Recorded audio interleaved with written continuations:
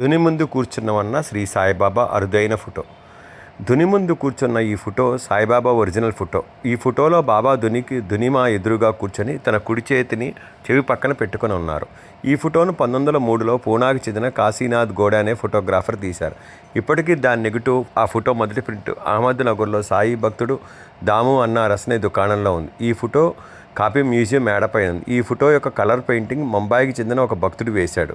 ఈ పెయింటింగ్ ఫోటోను షిరిడీలో ప్రధాన పండుగల్లో సమయాల్లో ముందు రోజు సమాధి మందిరం నుండి ద్వారకామాయి వరకు ఊరేగింపుగా తీసుకొచ్చి ద్వారకామాయిలో ఉంచి పారాయణ శ్రీ సాయి చరిత్ర ముగించిన తర్వాత ఆ ఫోటోను ద్వారకామాయి నుండి షిరిడీ సమాధి మందిరంలో ఊరేగింపుగా తీసుకెళ్ళి సమాధి మందిరంలో గర్భాలయంలో చిన్న గాజు మ్యూజియంలో ఉంచుతారు. షిరిడీ వెళ్ళిన సాయి భక్తులు సమాధి మందిరంలో గర్భగుడి ఎడమవైపున బాబా పాదాల వైపున ఉన్న ఈ చిన్న గాజు మ్యూజియంలో ఈ ఫోటోను తప్పకుండా చూడవచ్చు. స్వస్తి.